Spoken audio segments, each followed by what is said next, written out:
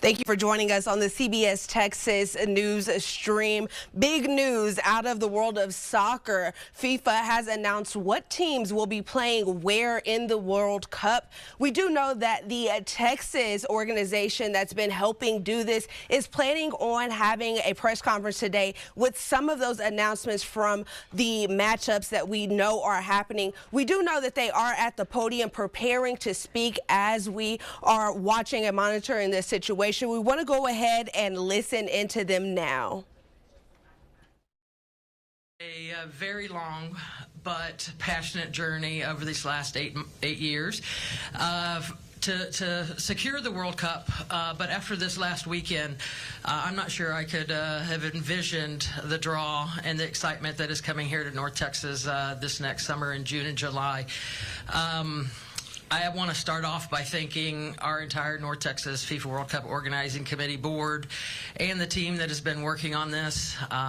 Without that, I'm not sure we would be here in this position, but there's been a lot of work behind the scenes getting us to this point, all the way from the bid, all the way up to the host city announcement that took place in 2022, to the match schedule, and now to this draw.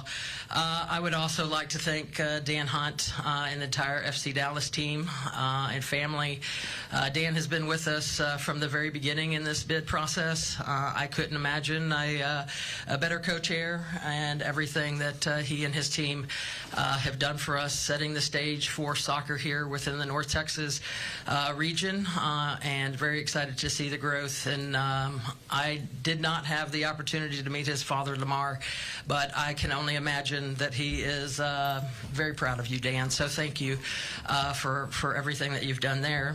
I'd also like to thank the Jones family, the entire AT&T Stadium, Dallas Cowboys team, Chad, Todd, Delaney, Kara, the entire team here. They are fantastic partners. There's not a better stadium in the world. We've hosted many events with them. We'll love to continue into the future, but this one is going to set us into another level. Our entire safety security teams that from all the cities, Dallas, Arlington, Fort Worth, Frisco, everywhere in between, the work that has been done from working group standpoint, North Central Texas Council of Governments and putting together our transportation piece, our base camps. We are in the midst of site visits with teams right now looking to secure. So tons of working groups, volunteers that have already started their tryouts, human rights, sustainability initiatives, and definitely our host city supporters in Coca-Cola, Southwest Beverages, and Choctaw. It's going to take a village, but very excited for what is to come. This is a once-in-a-generation opportunity for us to leave a true lasting legacy, not only for the sport of soccer, but for our region, and also looking forward to what might be in 2031 for the Women's World Cup. Yeah. Well, first off, thank you for being here today. And I need to start with thanking Monica Paul. We have a lot of people who are working incredibly hard on this, our FC Dallas family, the Dallas Cowboys, a lot of the local governments, but we have our fearless leader here. Monica has done an unbelievable job, and there's a reason why this area has more great events than any other area in the United States, and it starts with Monica and our team. This is a special and historic time, and we've been the big benefactor of World Cups in Dallas. My father, Lamar, sees the 66 World Cup and launches professional soccer in 67 here in the area with the Dallas Tornado, and this is the reason why we have such a hotbed of youth soccer. 94 World Cup leads to MLS, which is FC Dallas, and now the 2026 World Cup. And what's so exciting about this is with the draw on Friday and then match selection on Saturday, I think we have the greatest match schedule I've ever seen at a World Cup in the group stages. And you think about it, having Japan twice, one of which will be playing against Holland.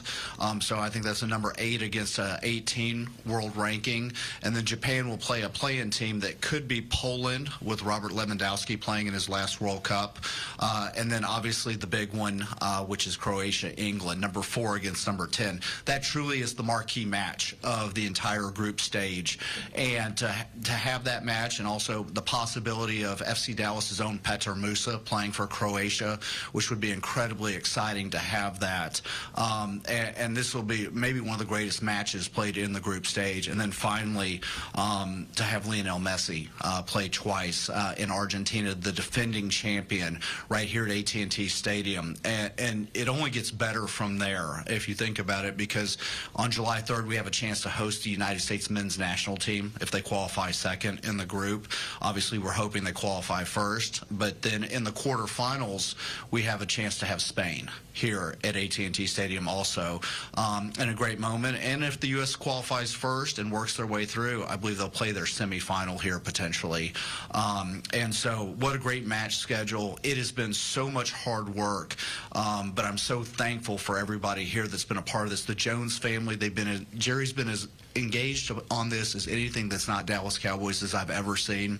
It's really been fun to talk soccer with them. There's been a little education, but we've had a great time doing it. And, you know, the cities, Dallas, Arlington, Fort Worth, Plano, Frisco, and now we have the base camp opportunities that exist. And yesterday was a gigantic day for us. A number of the top national teams were in visiting, and I know there will be multiple more visits, and I hope that we can deliver. We have multiple base camps. I hope we can fill every single one of them with top 20 teams or top 30 teams. And I've said it over and over and over. We truly are the epicenter of World Cup 2026, period. We have 9 matches, a semifinal, the International Broadcast Center, and all of these base camps. And I think when the story is actually told, there will be a lot of footage and a lot of time spent talking about, you know, this magnificent building and the great matches that we got to have. So I'm so thankful for everybody I've gotten to work with, so thankful for the support. Everywhere we go, this community has been behind this and so excited and energized. And this really sets the stage. I'm sorry to do this to you, but Women's World Cup 2031 is coming. And this is our commercial to show FIFA that we're ready to host the final in 2031. Thanks, Dan. I also want to pour some praise on Monica Paul. I think we're very fortunate in this region to have her in the leadership role that she's in. I get a chance to see how cities and regions attract events and operate, and I can tell you there's nobody better than Monica. From the stadium perspective, we've partnered with Monica many times, and she's just an incredible partner. I'm thrilled for her to kind of have a victory lap with what happened with the draw and the awesome matches that we're going to have. And I also want to thank Dan Hunt, Dan's passion for the sport and for World Cup and how it sits within his family legacy and history. He's championed this from day one. It's amazing to think it was 8 years ago we were at Dan's house welcoming some people when we were trying to position the region well for the event. And sometimes it feels like it's 25 years ago or a year ago. I don't know. But Dan, your passion and energy toward this has been amazing. From a venue perspective, on behalf of the Jones family and the Dallas Cowboys, we're obviously thrilled to be able to host these matches, 9 matches, the most of any of the venues. This was the vision of the building, back in early 2000s when the Jones family started to embark on the quest to build a great stadium that came online in 2009. Of course, we thought it was the best stadium in the world then, and I would just say I think it's held up well, and we're excited to show the world what this stadium can be. We did just reinvest in the stadium. We had a $300 million 2-year construction project to try and make sure that the stadium maintains its level, in our opinion, as one of the best in the world. And we're excited for everybody to see how that money was spent and what it does to the experience inside the stadium. I think our stadium operates extremely well. I'm looking out and seeing Todd Martin, who's our general manager. I just think he's flat out best in class, best in the country. I think he's been working tirelessly, he and his team to get prepared for this, and I have no doubt that the building will operate extremely well. And I see CT Nice sitting over there, who represents Legends in the GM capacity on food and beverage. So from an experience standpoint, food and beverage, operations, I just feel like we have the right people operating it, running it, and we're going to provide a great experience.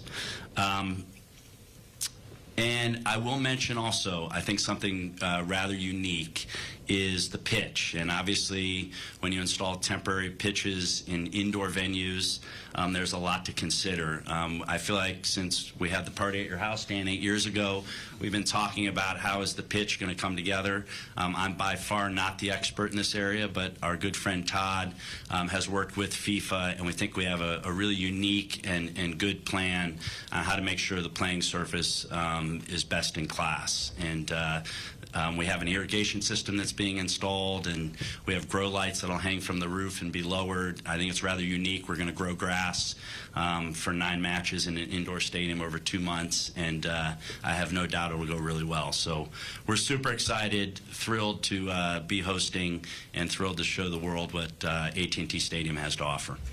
All right, thanks, all speakers. At this point, we're going to open up for questions. So if you would raise your hand, we have microphones on each side, and then direct your question to who it is, and then announce who you are. So we'll go here first.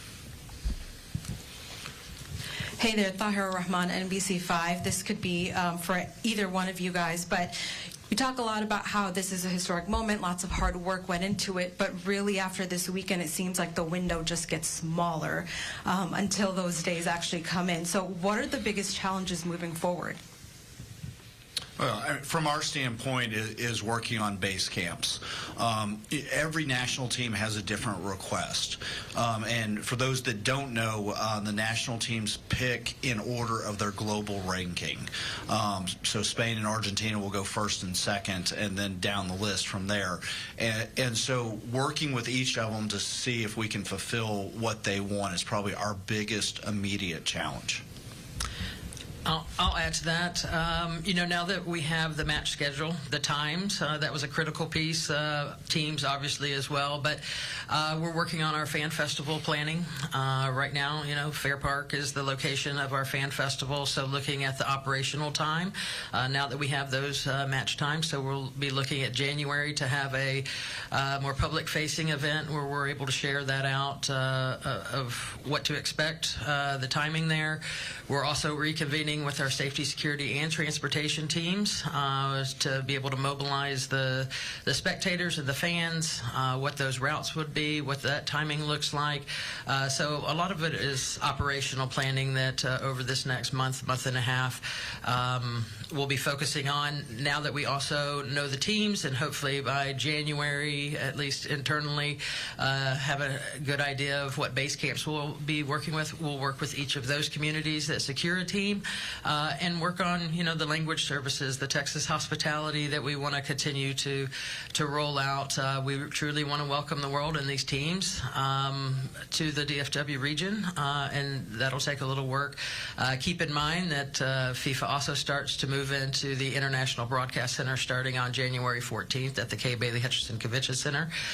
So we'll work to help to facilitate that, but then also start working on the whether it's attractions, messaging, storylines to get with the broadcasters and media that are coming in and going to be spending a good 3 to 4 months here.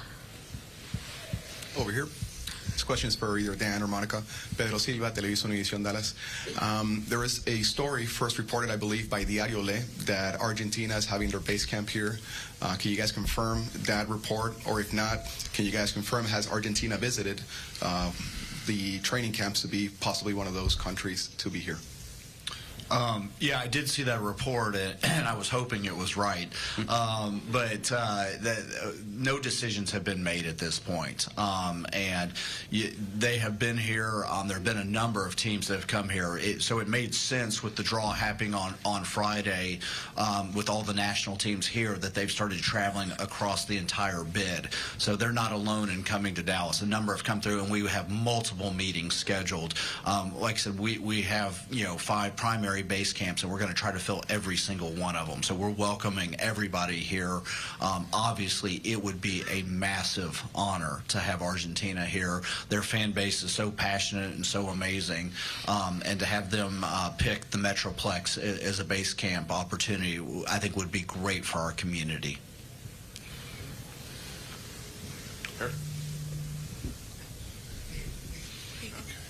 Thank you. Hi, Eric Prisbell with the Dallas Morning News. I wanted to ask anyone about legacy, leaving a legacy. It's not just a 39-day event, obviously, but there's going to be countless visitors to DFW, to AT&T Stadium. How important is it to leave a mark with them that they will have and keep long after the event is finished? You want to go first? Yeah, I mean, the legacy of the World Cup, I talked about it earlier. It launched professional soccer here. It created our youth soccer movement, pushed MLS forward. That was the promise we made to FIFA in 1994, was major Division I professional soccer. The legacy will be different from this one because professional soccer is established. My hope is it lifts all soccer. Not just FC Dallas, but their multiple professional leagues, the Women's League, inspires generations of players to play. I mean, one day we are going to produce our own Lionel Messi in this country, and we are going to start to get athletes that might not pick football or basketball. But I think there's a much bigger legacy, too, to show the world that this is truly a global city. We know it. We live here, and it is. And I pushed FIFA in that this is a global city, but we also have one of the most unique bids because of the cultural authenticity of places like Fort Worth. I just think it's going to help more major events come back here. Super Bowls, All-Star games. The Olympics has been something that people have asked about. The big one in front of us, obviously, is going to be the Women's World Cup, too. But Monica and her team have done an amazing job. But not everybody is also going to be a professional soccer player. There are going to be a lot of jobs created, and I hope people wind up as coaches and trainers, and I hope that businesses want to move here because they see what a dynamic community this is. I hope that our international visitors think this might be a great place to relocate to. So I think it will be a little bit different in that soccer is so established at this point. I mean, in '94, the World Cup was a novelty. It really was. It's so established. I think this is a much grander vision for what this can achieve, not just inspiring players. And people always ask me, I've been to every World Cup since 1986. I hope that families and friends get to create lifetime positive memories being here and having this experience that they can share for generations to come. And I'll just add on that, we have an entire legacy program, have built that out going into actually starting in the bid process. And legacy takes on a look of many different things. We're looking at mini pitches in underserved areas. There's a lot of kids that don't have access to the sport of soccer.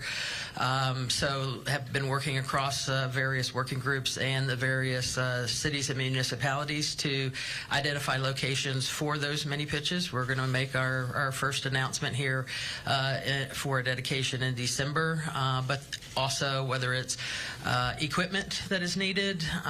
There are initiatives on the sustainability, human rights front. There are arts and cultural education opportunities. But for us to be successful with our legacy, it also means that the funding needed to go along. So we're very blessed with Coca-Cola Southwest Beverages and Choctaw, who have stepped up and, as we announced, as our first host city supporters, but are also working with many of donors, both corporations and individuals and families and other nonprofits as well, to really create this legacy for us. So we'll be making continuous announcements through 2026, but a lot of the legacy will also then come after the World Cup. Hey guys, Adam Rosso with Spectrum News. I know heat was a big discussion for the Club World Cup last year, especially the European teams that were over here. How much does that come up in your guys' base camp discussions with countries, whether it be from Europe or teams that are maybe more used to the heat from Africa or South America? Yeah, well, I'll start with the Jones family and I made a promise to FIFA that it was going to be 72 and sunny inside AT&T Stadium, and Chad's been a big part of that, which actually a lot of the national teams are incredibly excited about. When you visit with them, one of the first things out of their mouth, besides how excited they are to come to Dallas and see the whole area, is that it's climate controlled. So they're focused on that. Yes, yes, with the base camps, they've had the conversations, but it's not just Dallas. I mean, you can get incredibly high temperatures across the entire United States. And so there are also indoor training facility opportunities here. And like I said, every single national team has a different request list when you look at it. And you can imagine the bigger ones, it's quite substantial what they want. But yes, it's all part of the conversations. I have a feeling a bunch of the training sessions will be in the mornings or in the evenings. It's no different than what we do at FC Dallas. When it gets really hot, sometimes we move to night training, and I think you'll see that too. So yes, it's part of the conversation, but again, I think we have a massive advantage with it being climate controlled here at AT&T Stadium. This question is for Chad. I am Jesus Padilla from Movida Hispana. When supposed to starting the jobs for the new grass here in this stadium? When was the question? When? Yeah. So we still have 4 Dallas Cowboys games, two at home. So the season needs to play out. We're trying to hang on hope for a playoff spot, so maybe we'll be playing in January. We then have some events here in February, and when we finish up those events, we'll start the process of getting the stadium ready for World Cup, and that will include not just the grass install, but there's some widening of the pitch area in the corners, like a lot of NFL stadiums have had to do. So there's a construction project to go into the corners and remove some of our field suite areas to expand the surface. I don't know the exact date of the pitch install itself, but it'll be much closer to the games. Thank you, sir. Any other questions? In the back. 1 second. Thank you.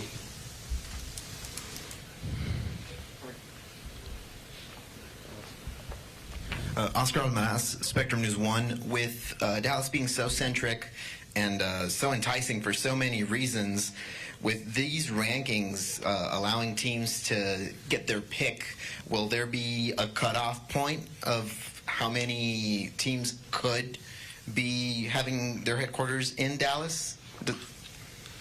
So we have 5 primary locations, and I think that with any luck we'll fill all 5. That would be an amazing accomplishment, and everybody has worked so incredibly hard. I mean, I want to also say a quick thanks to Jimmy Smith from FC Dallas and our grounds guys, Tom Jones and Nick Schaefer. They have worked incredibly hard to recruit, but also the different municipalities. We hope we fill all 5. You do have to remember when you think about it, Argentina, England, Croatia, Japan, even Austria, I think all 5 are top 25 teams, and they're going to be playing matches here at AT&T Stadium. So, like I said, we hope that we don't just fill them, but we fill them with global powerhouses, and that'll be part of this legacy that is left. And I didn't hit on it, but having the International Broadcast Center here, too, is such an amazing accomplishment. In '94, my dad, Lamar, was chairman of the Dallas Bid,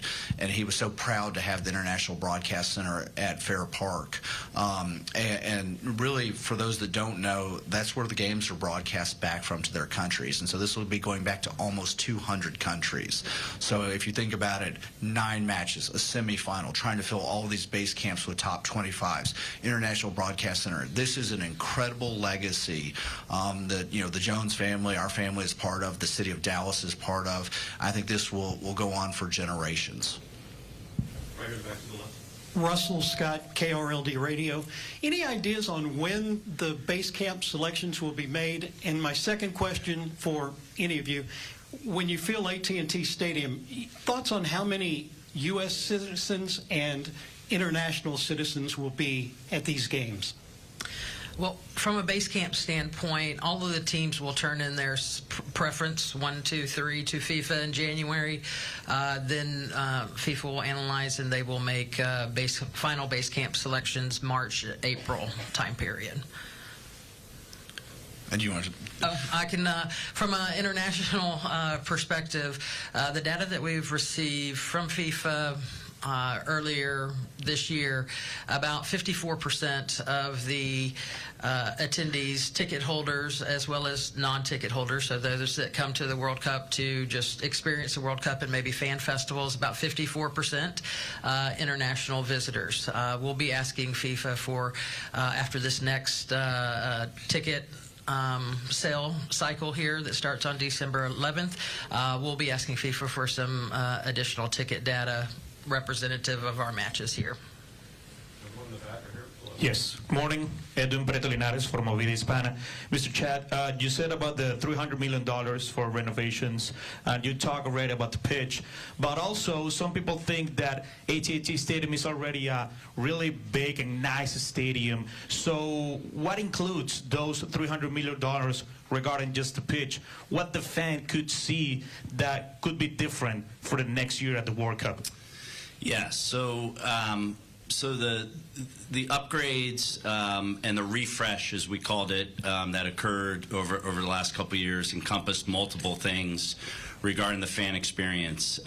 We went into all of our premium areas, our suites, our clubs, and what we called a refresh, finish out, flooring, furniture, audio visual.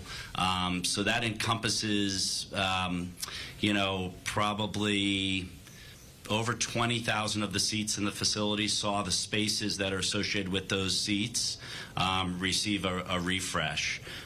We also went into our merchandise store, concession stands, and just added additional amenities throughout the stadium. So, I will tell you, at the time, some people would come into our building and maybe say there wasn't a need for that. Our feeling was, and certainly Jerry Jones's perspective, was 17 years into the building, to make sure we maintain the quality of everything. It was time for a refresh, and certainly it was strategic. The timing of that, we started talking about that 4 or 5 years ago. Obviously a lot of planning goes into that, but to try and get that done for the World Cup was certainly intentional. And so yes, I think I go to a lot of stadiums throughout the world, actually, and I think the refresh that we did helped a lot, but I think just in general, the stadium has stood the test of time and is going to show very well to people all over the world. Center back, all the way back. David Tafala, Fox 4. How early do you expect the teams in the group stage to arrive, and will practices be open to the public? Typically speaking, they do not have open practices to the public. They may do one for their fan base, potentially, or a private event. Every national team is different, though, and so you may get some that are more open-minded to it. We have some first-time qualifiers playing in the tournament, Jordan, Uzbekistan, Cape Verde, to name a few. So, depending on where they are, they might be open. I imagine with a team like Argentina or the Dutch, they keep it much more tight. So, MLS season ends around May 15th, and I would expect that national teams, and that goes for really global leagues in around there, they go right into training, and I think that the earliest you could see teams arrive is around between May 25th and June 1st for visiting national teams to set up in their base camps.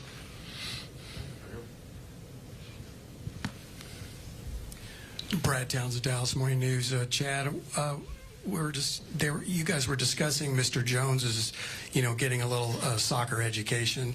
I wondered if you have a favorite moment during this process that would maybe explain Mr. Jones's financial and emotional investment in this, whether it's maybe his reaction to the draw or some kind of meeting along the way. Yeah, I think a couple things come to mind.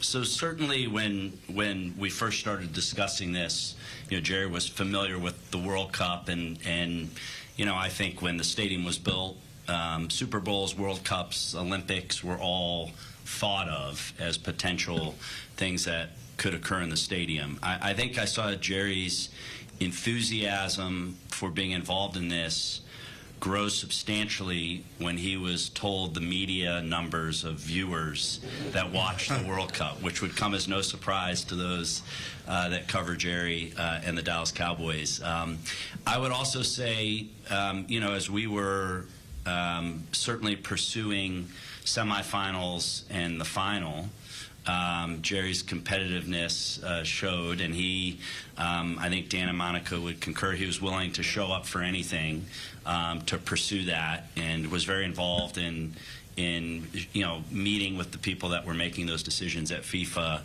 to try and position us best for the biggest matches. So he was into it, he is into it, and so is the whole family is very excited about it. Yeah, I mean, this building has hosted more than 25 major professional soccer matches and Gold Cup over time, and it's somewhere in that ballpark. And so they do a first-class job here. Chad said it. His team is amazing. The setup, the Jones family has been engaged about it. They've attended matches here. My favorite moment was actually we were down at the AT&T Performing Arts Center, and Jerry and I were in the green room sitting there talking after. And for those that don't know, well, Jerry tried to buy an NFL team when he was 25 years old. He came to see my dad, and so that friendship with our family has been going on a long time. But to speak with him, feel his passion, and truly see how much he understands what this means, and he views this as a big part of his overall legacy outside of the Dallas Cowboys, and I think he's just incredibly proud, as is the entire family. Any questions? Okay, at this time, what we're going to do, guys, have a seat just for a minute. We're going to strike this table. Guys, we're going to do a quick photo op. After the photo op, I'm going to have one at a time for availability, and again, at the end, we'll have Spanish with Andy Swift. So give us just a second to strike the table, do a quick photo op.